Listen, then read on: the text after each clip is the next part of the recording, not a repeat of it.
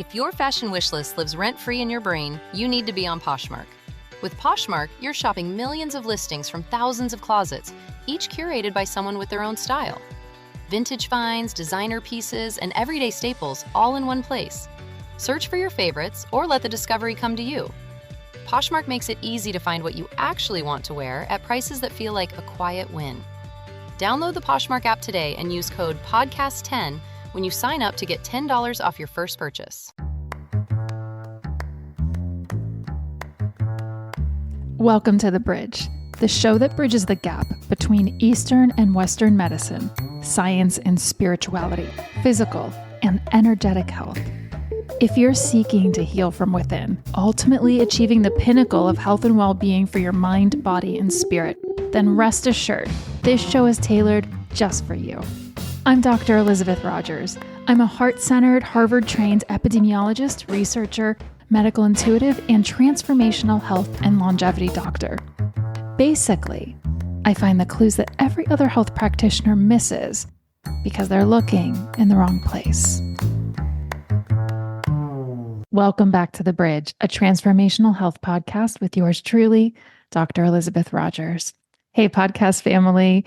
I am so happy and thrilled to be here, to be connecting with you again weekly. And I hope that I find you feeling amazing today. And if I do not, then guess what? You're absolutely not alone. On today's show, I'm going to tell you about the continuing saga of my chronic pain and symptoms. And we're going to use this story and this discussion as an opportunity to have a discussion that is long overdue, that we absolutely need to have today.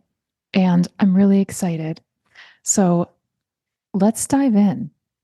In today's episode, I'm filling you in on the ongoing saga that is my current life, my battle with chronic pain, and now a chronic diagnosis after a routine dental procedure 4 months ago. And as I transparently give you the updates on my story, like I said, we're going to use it as a segue to discuss the state of our current healthcare environments. It seems that doctors' offices, hospitals, even the providers themselves, from doctors to nurses to aides, assistants, and everyone in between, the quality of care we are all receiving is going downhill fast. And at whose expense? Yours, mine, all of us. When are we finally going to stand up and say we've had enough? I hope this conversation will be a catalyst that inspires, motivates, and empowers you to share your voices. Because you may not think your voice is powerful enough to make a difference or a change, but I'm here to remind you that's just wrong. You, even as an individual, are powerful enough to be, do, have, and create anything. You can absolutely make a difference, and we can make a difference together too. I've spoken before about environmental health being one of the aspects or layers of your multidimensional health. And if you've missed that episode, definitely go back and check it out. I did a specific episode talking about the layers and all the aspects of your multidimensional health, because part of what we're doing here on the show is shifting our perspective on what health and being healthy really means. And it's really important now that we all start shifting our perspective to a more accurate one, which is that our health quite literally is multidimensional. So if you did miss that episode, I strongly recommend you go back and check it out. And if you're new to the show, welcome. I'm so honored that you're here, and know that if you are here, it's not a coincidence. It's not an accident. You landed here in divine timing for a very specific reason. I strongly recommend you go all the way back to the beginning of the show and start from the beginning, because part of the intention of this show is for you and I to deeply connect. And through each episode, we will get to grow our connection together.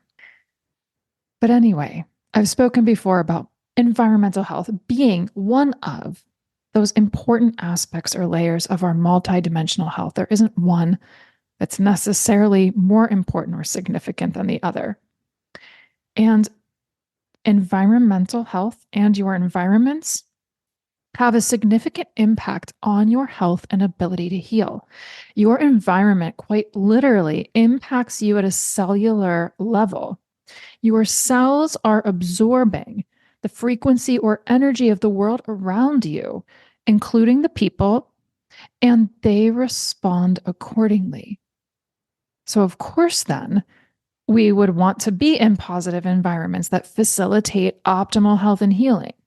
Yet, unfortunately, that seems to be the rare event and occasion these days. Most of you have yourself had or know someone who has had a negative experience inside of a doctor's office, and probably more than once. My guess is you've got at least a few stories.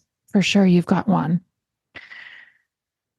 Over the years, I've lost count of how many stories I've heard about the poor experiences people are having inside of doctors' offices, hospitals, clinics, and every aspect of the traditional healthcare system. And quite frankly, I have had enough. This is one of the reasons why I left the mainstream system to create something better for us, a place and a space where we can dump out all of our puzzle pieces and negative experiences and find our connection again, our connection to ourselves, to our own truth, and to follow a pathway to feel whole again, mind, body, and spirit. There's been research and data in existence for years now supporting that our environment impacts our health, and not just a little bit. Social determinants of health are something I became a subject matter expert on years ago when I was still in the traditional system. Social determinants of health are the conditions in the environments where people were born, live, learn, work, play, worship, and age that affect a wide range of health, functioning, and quality of life outcomes and risks.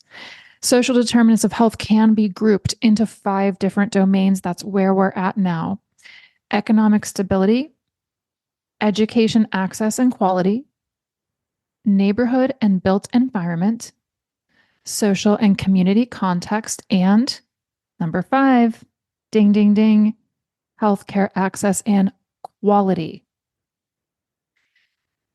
It is now considered a well-known theory.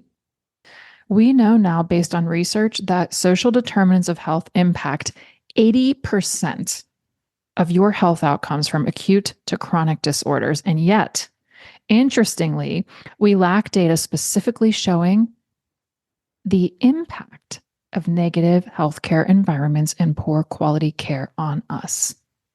But not for long. This is where my Research and Training Institute comes in. We are going to be launching a research study, a survey that you can participate in online, where we will be asking you questions about these experiences in an effort to start to produce this type of information in a research-based way. More to come on that, but please know how important and significant this is. So when we are inviting you to participate and volunteer to be a part of this study, I really hope that you'll take a few minutes to participate and fill out the survey honestly for us. It's time that we show the world and we get loud about these stories, about what's going on, because it's just not okay. So let me fill you in on what's been going on with me. So if you've listened to the last 2 episodes, then you know that starting in January of 2024, and it's now May of 2024, 4 months ago, I had a very negative experience at a dentist's office. I had a routine crown procedure, and it's like somebody flipped a switch. And my life has not been the same since. And I've been living with chronic pain in survival mode. And over the past 2 episodes, I first explained the story because unfortunately, there was an unplanned gap here on the podcast because I was in such excruciating pain that I couldn't even speak, let alone come here and give you myself authentically and connect with you in this very intentional way. I was purely living in survival mode. And then we talked about pain, which I know a lot of you live with, have lived with, and of course, at some point in our lives, unfortunately, we will all experience pain. Might not be physical, maybe emotional, but we all experience it. It's just a part of human life.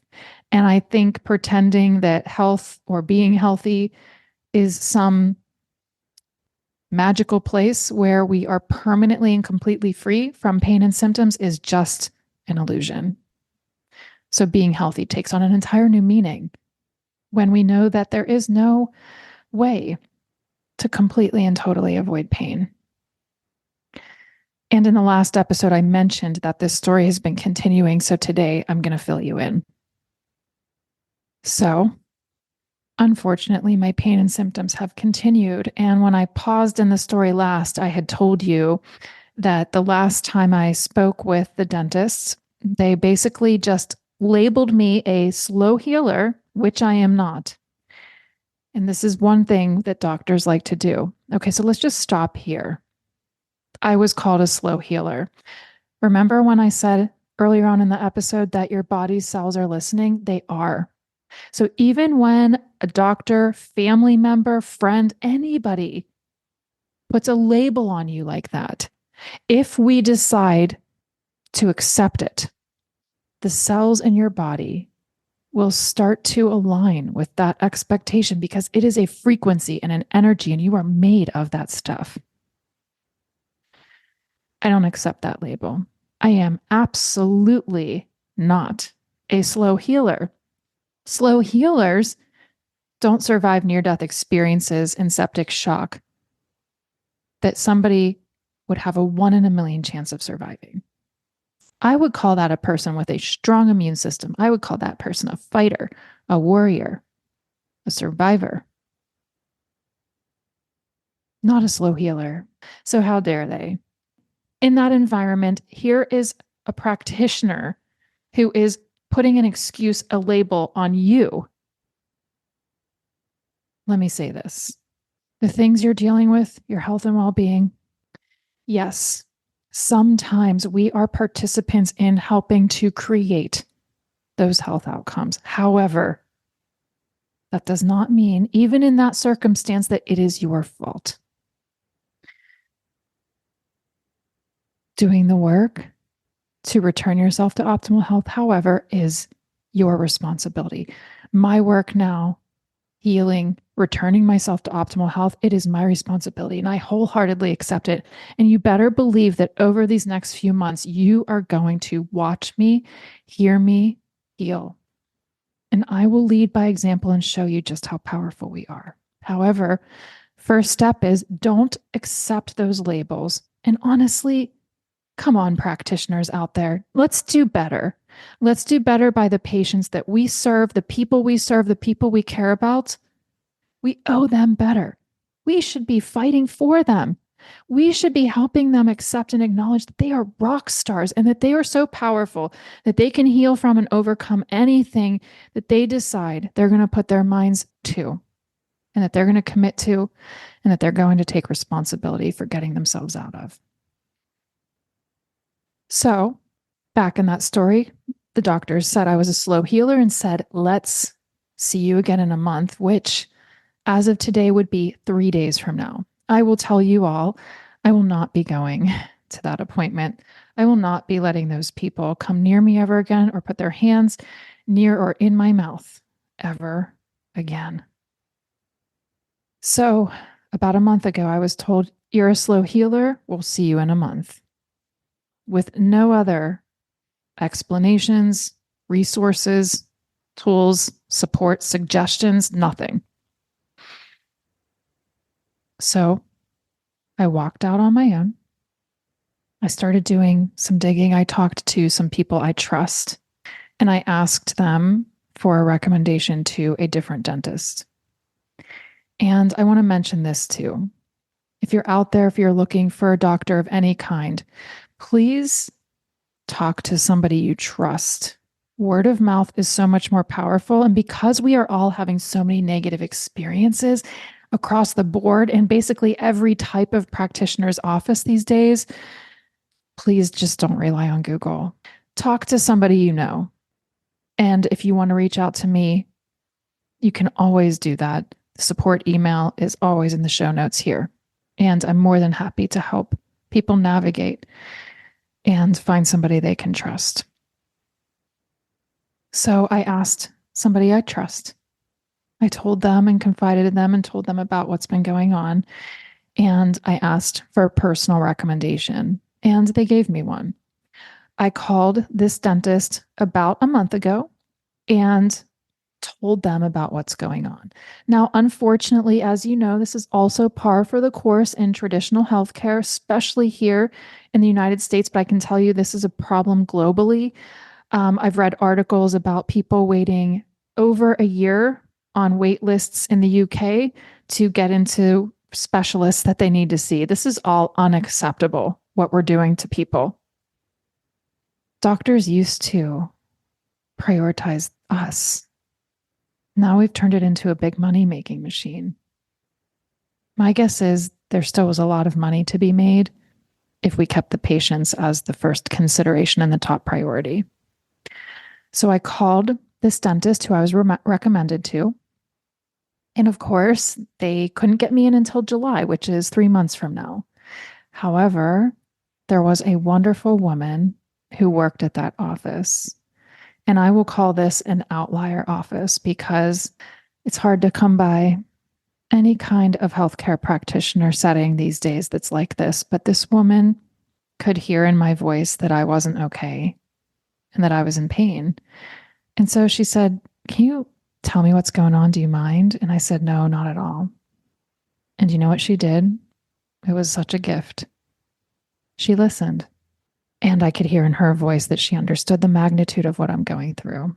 And she said, "Can I talk to you girl to girl?" And I said, "Yes, please."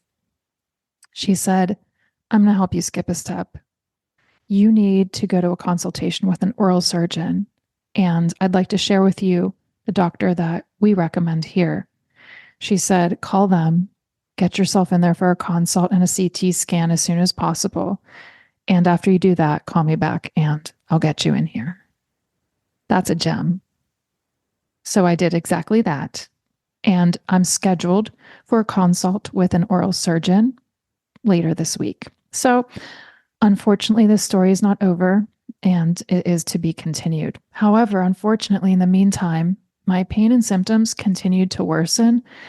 And about a week ago, I was in excruciating pain again, beyond what I was able to tolerate. And as you all know, you're talking to a woman who survived a near-death experience 18 years ago. In 2019, I had 3 surgeries, including an emergency appendectomy. So I have a high tolerance for pain, and I don't know if it's a positive thing to say that I can really stay neutral to it. I can keep my emotions out of it. But as of about a week ago, I was not able to do that anymore. So I ended up in the hospital. I went to the emergency room. And I want to tell you about that story because, wow, just a glowing example of all of the problems in our healthcare setting. So I show up at the emergency room. First person I encounter was the person who asked me what my problems were, why I was there, checked me in. They barely even looked at me. The person seemed nice. I started crying, of course, while I was explaining my symptoms because at this point, this has been going on for 4 months and I just really need some help. And I'm tired of living in pain 24 hours a day, 7 days a week. They handed me a box of tissues without even looking at me and said, "We'll be with you shortly." And as we all know, in the emergency room, shortly can mean a lot of things. Could mean a few minutes, could mean a few hours. Now, I will say in the emergency room, you are triaged. And if you're not familiar with what that means, it means that when they take you back for the first time to take your vital signs, talk to you for a couple of minutes, they're also doing what's called a triage. And that's just to determine the severity of your potential issue. So, of course, if you've got a limb hanging off your body, you're bleeding, you're having a stroke, potential heart attack, or some other catastrophic issue, of course, they're going to triage you and prioritize you, and you're going to get back there faster, and you should. right? You need you need care more urgently in that situation.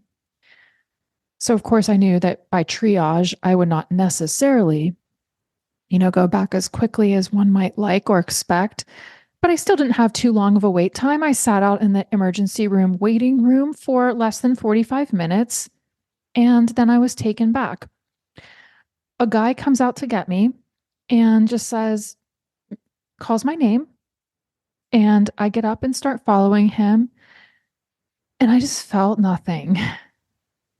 Like it was ice cold. It was actually really quite literally freezing cold in there. I was cold. And everybody seemed robotic. It wasn't that anyone seemed negative or mean. There just was nothingness, no emotion, just a complete lack of emotion. It was just neutral, ice cold. Everyone seemed robotic. No one was smiling. There was no nurturing, warm fuzziness coming from anyone anywhere. This guy takes me back to room number 30, I remember, in the ER. Takes me into a room. We walk in and he says, "Oh my gosh, this room's not prepped. I'm sorry, it was supposed to be ready for you." So I sit down in a chair while he preps the room. So the room wasn't even ready for a patient. But that's no big deal. He cleans off the bed, he gets a sheet out, puts a sheet on it, and just says, "You're welcome to sit here or you're welcome to sit in the chair, whatever's more comfortable for you. Someone will be in to see you." And I said, "Thank you." I sit down on the bed and just wait. And I'm getting colder and colder, and I'm freezing, and the television's on, and it has CNN on, and it's making me insane because I don't watch regular news or TV. I think it's toxic. I think it's bad energy. I tend to stick to books and more positive forms of media, such as Gaia TV, places where I feel like I can learn, develop, and grow. And I'm thinking, oh my gosh. So I'm looking around and I'm thinking, so there's no blankets, pillows, anybody, Bueller, anybody, nothing. So I just sit there with my bag and just breathe. Because unfortunately, part of this story is that this ain't my first time at the rodeo, and I have done the ER thing over the past 18 years. So I know how to be patient. So a little while later, my nurse walks in. Again, robotic, completely ice cold, no smile. She never smiled once. And it felt terrible. I mean, the nurse did a good job with my IV and everything like that. It's just, I didn't feel like anybody cared. I felt completely alone. I was completely alone. I was talking to my husband and my mom on the phone, staying in touch. So I felt not entirely alone, but this environment was just not a place to facilitate healing. Eventually, someone comes in to do the registration. She rolls a computer into the room and she smiled. And I thought, oh, thank goodness. And she seemed really sweet and kind and caring. I was really wishing she was my nurse. And so she registered me. And when she was done, she just asked, if I needed anything. And I said, actually, are there any blankets? Blankets around here? I'm really cold. And she just looked at me, and all of a sudden her face completely shifted and she looked shocked. And she said, "Oh my gosh, yes, of course." And she said, "I'll be right back." Ran out of the room and brought me 2 warm blankets. And I really appreciated it. And it made all the difference. So then I lay there rolled up in blankets, just waiting for blood work, CT scans. I see the ER doctor, who's very nice. And I appreciate this. So I want to highlight a few things. This doctor treated me with respect, talked to me like a peer. Because I am a doctor, she talked to me like that. And it doesn't matter whether you're a doctor or anything. No matter who you are, you should be treated and spoken to with kindness and respect by all doctors and practitioners. If you feel like they're speaking to you and it's like they know everything and you know nothing, or they're talking down to you, or they seem to have an ego, or they're arrogant, I would strongly recommend that you find another doctor. Now, I know in the emergency room, we just get who we get, but you still are allowed to say, no, I'd like another doctor's opinion. There are other ER doctors. Just because you happen to get assigned to one specifically, know that they are not the only ER doctor there right in that moment. So be your own advocate. But fortunately, this doctor was good. I liked this doctor. I felt this doctor felt competent, confident, and I felt comfortable with them. And that's extremely important. So I want you to start to pay attention to these things. If you get a feeling, your gut's just telling you something's not right, or this person just doesn't feel good or feel right, trust yourself. And if they're telling you something that you're confused by, ask questions. Ask as many questions as you need and want to until you feel clear and comfortable with what's going on, how they're communicating with you, and what they're suggesting. So I had some blood work. I was ordered CT scans with and without contrast. We wanted to start to rule out some potential really scary and negative possibilities: abscesses, blood clots, internal bleeding, infections. And eventually, someone comes to get me for my CT scan. And they roll me out of the room down toward radiology. And I'm laying there in the hospital bed outside of the CT scanner. I used to work in research with MRIs and CT scanners. I did a lot of fMRI research, which is called functional magnetic resonance imaging, lots of brain and psychology research. And I really enjoyed it. It was really cool and really neat. So I know how to run and operate those machines, interpret tests, things like that. So the person rolls me out to the outside of the room. I'm in my hospital bed, and they say, there's someone in there. We're next. And I said, okay. So I'm just laying there. I have nothing else to do. I hear all this commotion. Sounded like there were elephants in the CT scanner room. No idea what's going on, but the person I'm with looks at me and says, I'm just going to poke in there and see if they need some help. And I said, okay. And they said, I'll be out to get you when it's time. And I said, okay. So they went into the room and left me there. So now I'm just laying there completely alone. And it really took me back. I was having flashbacks to when I had my emergency CT scans before my near-death experience, when they discovered I was in septic shock and bleeding internally. And all these memories start flooding back into my mind.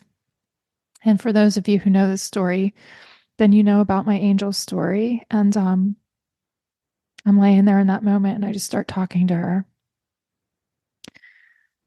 I've always believed it was my Aunt Joanne who was there that day in human form. And I just started talking to her and talking to my guardian angels and saying, please, please be with me. I'm about to go in and get these scans, and it's scary, right? I know many of you have been there. All of a sudden you're going to go in and they're going to scan your brain, your head, your face. And of course, you maybe start to imagine the possibilities, and they're scary.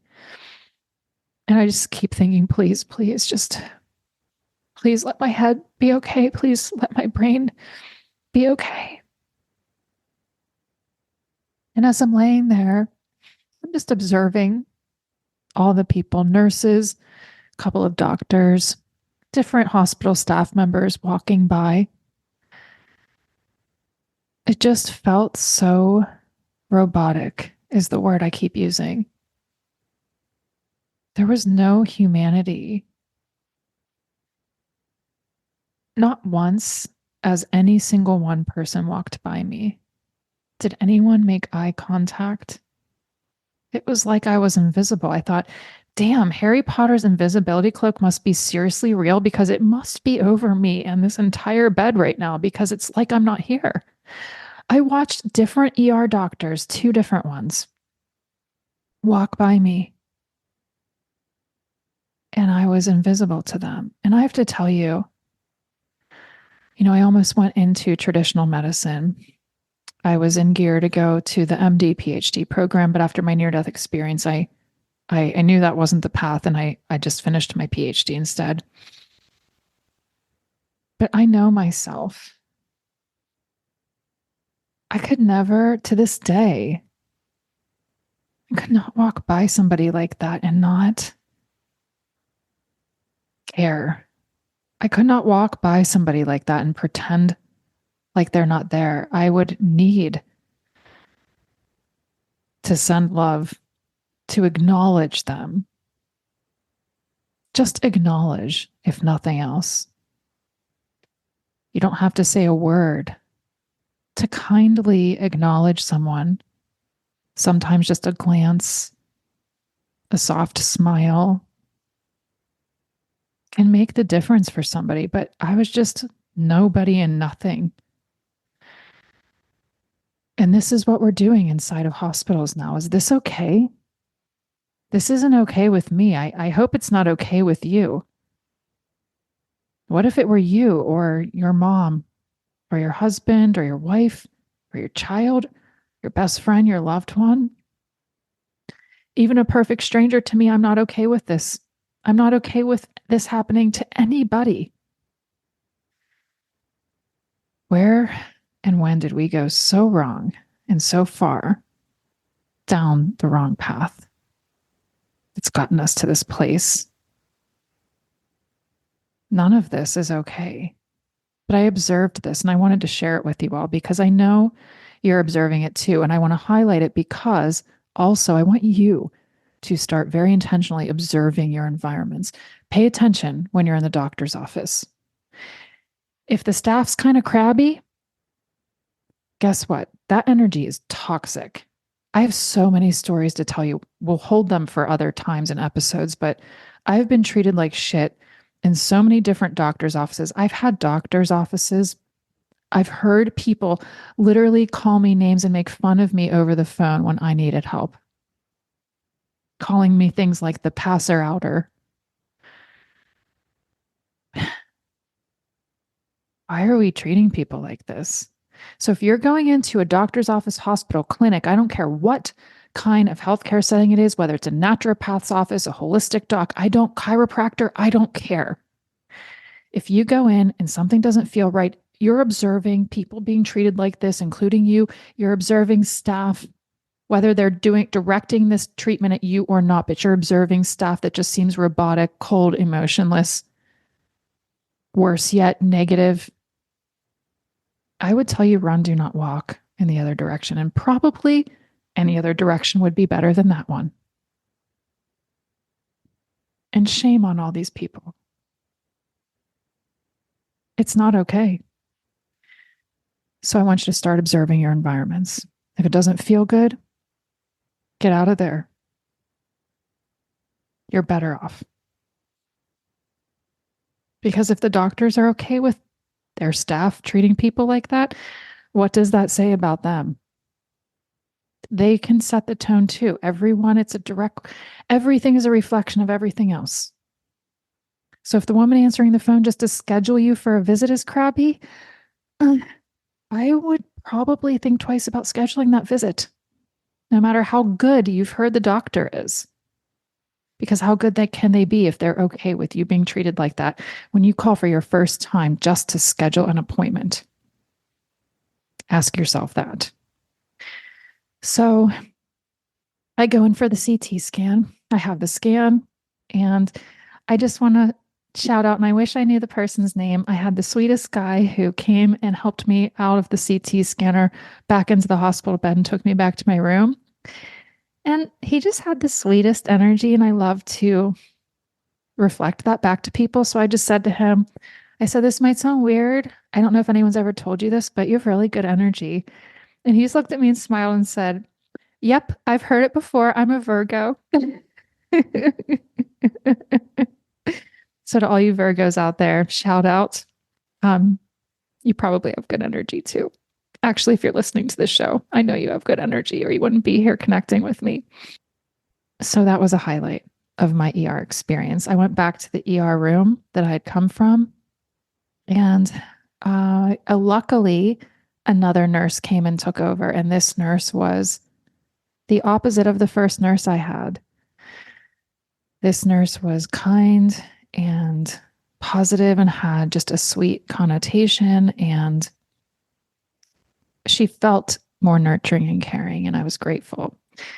They gave me some heavy dose pain meds like morphine. That's how much pain I was in. And unfortunately, that only reduced my pain by about 50%. And then I had to consult with a neurologist.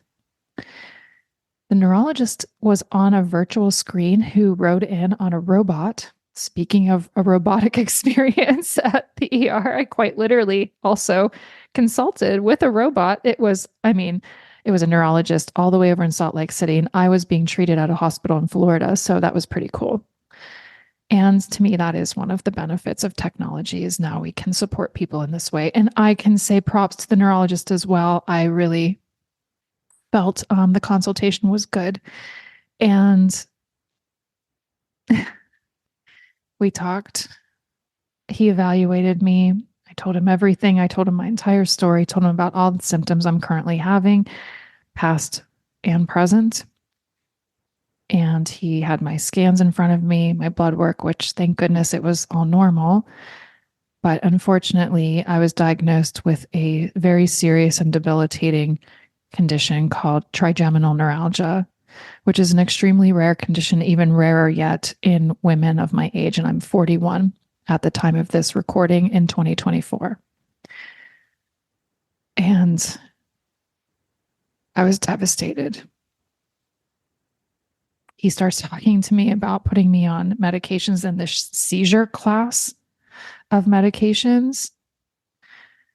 And I don't want to be medicated. I don't want to just manage my pain. I want to heal the root cause of my issue. This doctor then refers me to follow up with a neurologist as soon as possible and to make sure I get blood work within 2 weeks, which I'm a week away from at this point, because this medication can have a negative impact on sodium levels, liver enzymes, and kidney function.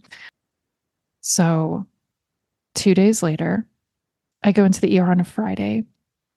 So I know that calling a neurologist office on Saturday and Sunday is not really going to get me anywhere. So first thing Monday, I start calling the 2 neurologists that I'm referred to by the second doctor I see in the ER, which I just want to mention. She was the last doctor to see me. She's the doctor that discharged me. And I'm telling you all right now, I swear that woman was embodied by my guardian angel. She was the first ER doctor's replacement on the shift, so that was why she came to see me. But she walked in, and there are just hardly any doctors left like this, but she looked at me in the eyes. She came right over. She grabbed my hands to hold my hands while she talked to me. There are just hardly any doctors like this anymore. And I just felt her love. I felt her care. And I'm sharing this with you because you can feel these things too. So pay attention when you feel those types of energies coming from another doctor, practitioner, or just any person in the world. That means something for you. And she held my hands, and I even said to her, did anyone ever tell you you have good energy? And she said, no. And I said, well, I really appreciate your support. I'd like you to give me your personal recommendations for neurologists. And she gave me 2. So I had decided, again, there's that personal recommendation thing coming into play here, that these were the only 2 neurologists I was willing to entertain making an appointment with, because I don't know the reputation personally of any of the others yet in town because I'm new to town. So Monday comes. I call the first neurologist on the list, and they say to me, well, he's booked all month. And do you mind me asking your diagnosis? So I say trigeminal neuralgia, and the person on the phone says to me, excuse me? I said, trigeminal neuralgia, thinking he didn't hear me. But it was actually just because he was surprised. And the person said, do you realize what a rare condition this is? And I said, yeah, I kind of tend to be that person. And they said, I'm going to put you on hold if you don't mind. I'm going to go talk to the doctor and see if they're willing to take their lunch break off this week so they can get you in, because this case is so rare. I have a feeling that they'd want to take it. So I start talking to my spirit guides, praying, all the things, thinking, just please get me in this week. If that'd be a miracle. Of course, the person comes back and says, I'm so sorry. The doctor wants you to call the other doctor you were referred to. He feels that she will be able to get you in sooner. And I said, I appreciate that. So I call the other doctor that I was referred to. I'm on hold for 40 minutes. I eventually hear a little computer voice that comes in and says, if you're still on hold and you'd like to make an appointment as a new patient, the fastest way to do so is to email blah, blah, blah, blah, blah, blah, blah. So as I'm on hold, I write the email and I send it. I get anxious. I call back again later that day because I just want to talk to somebody and I just want to get an appointment. This time I'm on hold for 35 minutes and I do eventually get to a human who says to me, we got an email from you already. And I think I responded, but I'm not sure. And I said, no, I don't have a response. And they said, well, I'm going to talk to so-and-so who's the scheduler for your doctor, and you should hear back within 24 hours. And I said, okay. Now I have to tell you, I went against my own rule a little bit because this person was rude and kind of crabby, but the doctor came so highly recommended that I just thought, all right, let's just keep following through and see what happens. 24 hours pass. I don't get a call. Now it's Wednesday, 2 days later. And I haven't heard from this doctor's office. And now I'm getting nervous because I need to get in somewhere. I need to follow up and I need to get this blood work. And I don't have a primary care doctor yet. So I need to get in here. So I call back on Wednesday. I talk to somebody and they say, actually, your chart is right here on the doctor's desk. After she reviews it and approves it, you'll get a call from the scheduler. And I said, okay. Now, I purposely called immediately when they opened that day, which is 8:30 in the morning. So now all day passes and it's noon and it's 1 o'clock, 2 o'clock, 3 o'clock, and I'm still not hearing it. I'm getting nervous. I'm thinking, what is taking so long? About 4:15 on Wednesday, I get a call, which is just a couple of days ago, from the scheduler, who was very, very sweet. And that was when I knew, okay, I'm in the right place. And she said, we'd actually like to see you as soon as possible. Can you come in on Friday? Which was 2 days later. And I almost burst into tears. And I just said, yes, you tell me when and where, and I'll be there. So I went to see the neurologist in person a few days ago, which was Friday morning. She opened up her schedule that day just for me. That's a good doctor. We talked at length, and right now we're trying an 8-week-long course of different medications to try to determine what's going to be the best thing to control my pain and get me to a place where I'm functional. Because right now, everything hurts. Basically, being a human hurts. Talking, walking, feeling any emotions, yawning, forget about it. That's a nightmare. I saved my voice all day today just to record this podcast for you. That's no way to live. And I did say to this doctor, I said, listen, I will do whatever it takes for as long as it takes to heal, to feel better, to be optimally healthy again. So I'm telling you, I am not willing to take prescription medications for the rest of my life. I need you to help me get off these medications. And she just looked at me and said, I got you. And I thought, I'm right where I'm supposed to be. And I know it. I can feel it. So we're trying a course of medications over the next 8 weeks. I'm on week 1 right now. Next week, I'll add in a second medication. And basically, our goal is to just get me to the place where I'm functional. And then in 12 weeks, our goal is to hopefully feel it's safe to start to wean me off of these medications. So that's why I said to you earlier, watch me over these next 12 weeks. I'm going to lead by example, and I'm going to show you how to heal, because you can do this too. Any of you can do this too.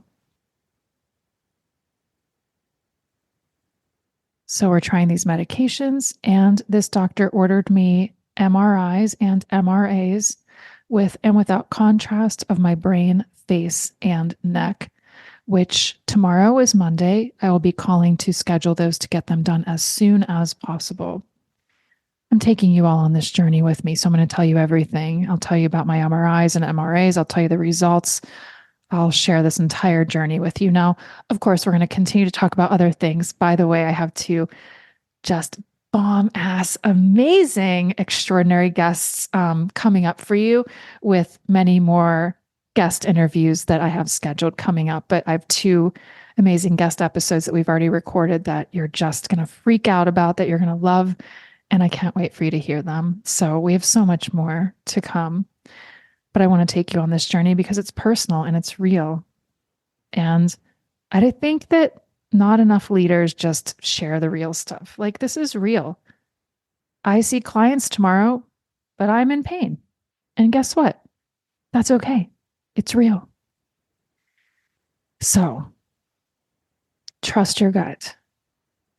Listen to yourself. Pay attention to your environments. Like I said, think about what I said about social determinants of health. These things can impact 80% or more. I've seen estimates saying 80 to 90% of your health outcomes. So why aren't we demanding better? Why aren't we standing up and telling our stories? The stories about the negative experiences we're all having inside of doctors' offices are common. They're not rare. You're experiencing them. I'm experiencing them. My mom's experiencing them. Sometimes she's going to be a guest, and I'll tell you what, she's going to have to be a guest multiple times because we've got so many shitty stories about the shitty doctors and all the crappy things that they have done to us. It's fucked up. And yes, sometimes I say fuck, and you know what? It doesn't mean a thing. It's just how I talk. I love you.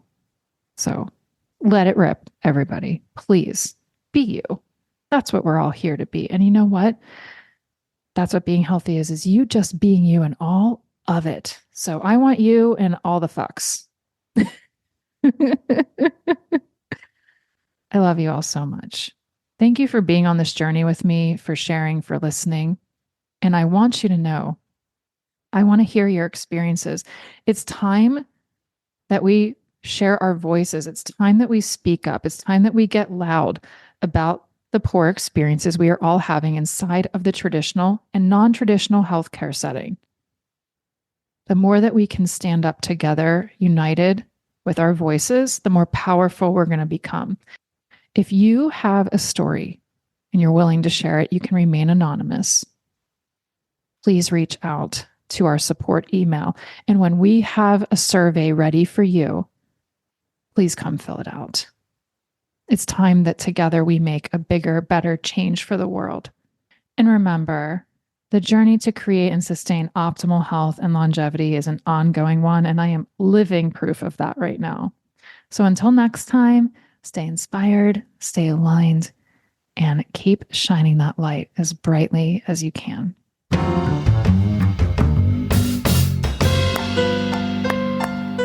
Thanks for listening to today's episode of The Bridge, a transformational health podcast with Dr. Elizabeth Rogers.